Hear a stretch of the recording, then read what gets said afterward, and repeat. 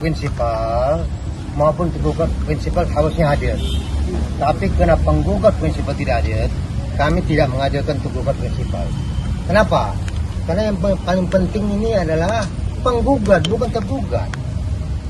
Karena penggugat yang merasa dirugikan, maka dia mestinya aktif dan mempunyai etiket baik untuk supaya hadir. Nyatanya dia tidak hadir, makanya kami bilang ya sudah, karena pihak penggugat tidak hadir, maka pihak daripada penggugat menyatakan ini gagal mediasinya.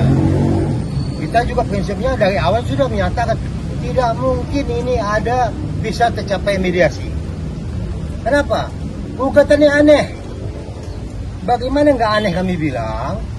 Sudah terbukti bersalah melakukan tindak pidana pemerasan, yaitu Nikita dan Ismail. Bagaimana yang sudah terbukti melakukan tindak pidana melakukan gugatan kepada kami, klien kami? Kan tidak mungkin. Makanya sejak awal kami bilang tidak mungkin ada bisa menghasilkan kesepakatan dalam mediasi ini. Itu yang pastinya itu. Bang, tapi bukannya kalau mediasi kedua prinsipal harus hadir, harus bertemu, Bang? Sampai saat ini pihak penggugat prinsipal tidak hadir. Jadi masa kami datangkan, kami pihak tergugat, masa kami harus hadirkan? Kan tidak bisa begitu mekanisme hukum. Pihak penggugat yang merasa dirugikan wajib hadir. Kami hadir atau tidak ada masalah. Tapi kami menghormati, patuh dan taat atas putusan Mahkamah Agung yang menyatakan wajib ada mediasi.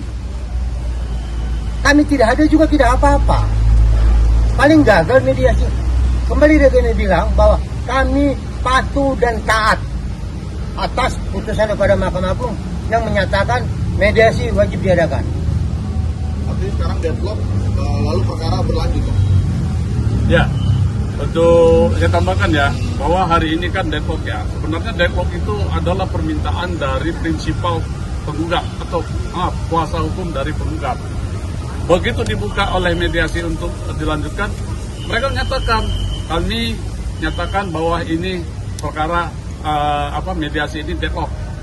Nah, padahal minggu kemarin tadi udah jelaskan, kita sudah menyatakan itu tidak ada titik temunya. Nah, tadi mereka ulang, kita sebagai tergugat sih diam saja, menunggu waktunya. Nah, oleh hakim disetujui bahwa pada hari ini tidak diketemukan apapun dalam hal kesepakatan antara penggugat dan tergugat, apalagi tidak hadirnya prinsipal dari pihak penggugat. Nah, dilanjutkan karena tidak ketemu deadlock dan kesepakatan, maka kita menandatangani berita acara. Berita acara sifatnya akan melaporkan kepada majelis hakim di perkara nomor 1000. Nanti hakim melampirkan semua, termasuk surat kuasa semua dilampirkan di situ. Jelaskan. Nah, setelah diterima oleh majelis hakim, maka mungkin akan masuk ke pokok perkara kalau tidak dicabut. Kalau tidak dicabut lagi oleh pihak penggugat. Kalau tidak dicabut, maka kita dengan semangat melanjutkan perkara ini untuk ketemu di pokok perkara yang akan dilanjutkan mungkin 10 hari kalau penjelasan tadi dari hakim mediator, 10 hari atau berapa hari lagi akan ada panggilan kepada penggugat. Prosesnya seperti itu. Nah, kalau penggugat ya kita juga hadir sebagai tergugat, wajib hadir kita memenuhi apa sih isi gugatan itu sebenarnya apa. Nah, itu ya. Maka kita tunggu sampai dengan batas waktu yang ditentukan. Majelis hakim perkara nomor 1000 akan mengundang kita atau memanggil kita untuk hadir di persidangan berikutnya. Berarti udah nggak ada sidang mediasi, udah nggak ada lagi ya, Bang ya? Baik, Ya. baik. Ya. Ditambahkan dulu. Sebenarnya agenda saat ini untuk mediasi ini, agendanya masih kaukus. Artinya kaukus itu harus wajib menghadirkan penggugat dan tergugat. Artinya kami tetap menunggu penggugat bisa hadir atau tidak, kan gitu. Nah, karena penggugat pun tidak bisa menghadirkan, tadi pada saat dibuka dari pihak penggugat mengatakan bahwa kita deadlock karena tidak ada kesepahaman. Yang kami herankan, pada saat mereka mengajukan proposal, kami sudah jawab, namun jawaban kami tidak dijawab oleh mereka. Apakah diterima atau tidak, sampai saat ini kami tidak tahu. Jadi sampai saat ini apakah mereka menerima apa yang kami usulkan atau tidak. Nah, artinya karena sudah deadlock, untuk selanjutnya kita masuk ke pokok perkara. Artinya kita ya bertempur nanti di persidangan. Jadi untuk mediasi kita sudah selesai, kita tidak ada mediasi kembali, paling nanti kita masuk pokok perkara, jawab-menjawab, tinggal masing-masing kita perkuat bukti dan saksi. Artinya kalau nanti bukti dan saksi kita bisa mendukung, memperkuat, ya nanti kita bisa diuji lah bersama majelis hakim.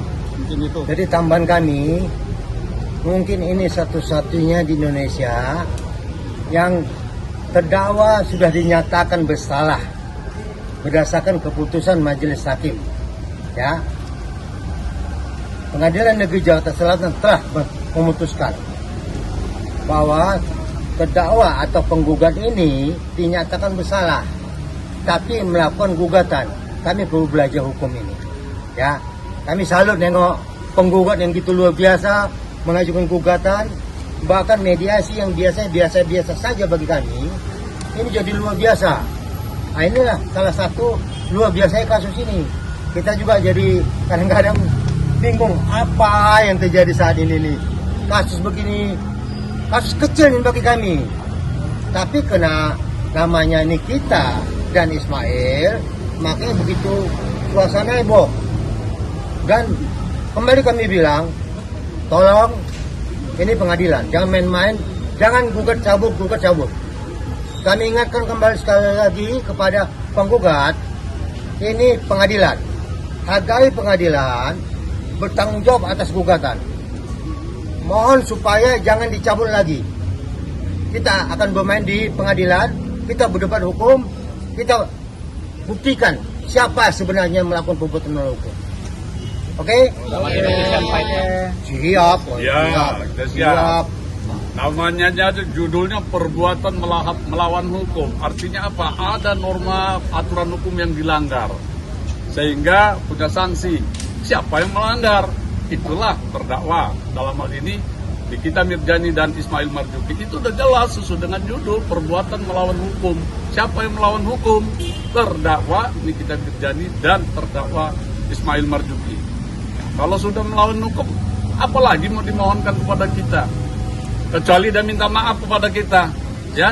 Kalau tidak, ya kita perang. Perang dalam arti. Dan besok semua yang ditahan itu menggugat. Ya, semua orang yang di dalam tahanan ada yang akan menipu, mengajukan ada yang gugatan. penipuan. Pasal-pasal penipuan juga menggugat nanti di pengadilan ini. Aneh kan? Bisa bayangkan nanti bagaimana bentuk pengadilan negeri Jakarta Selatan kalau semua yang di dalam tahanan menggugat. Kalau sudah melanggar hukum. Sudah terbukti dinyatakan bersalah melakukan gugatan. Ya, kita lihat saja nanti ya bagaimana hasilnya. Oke. Ya. Zulkifli.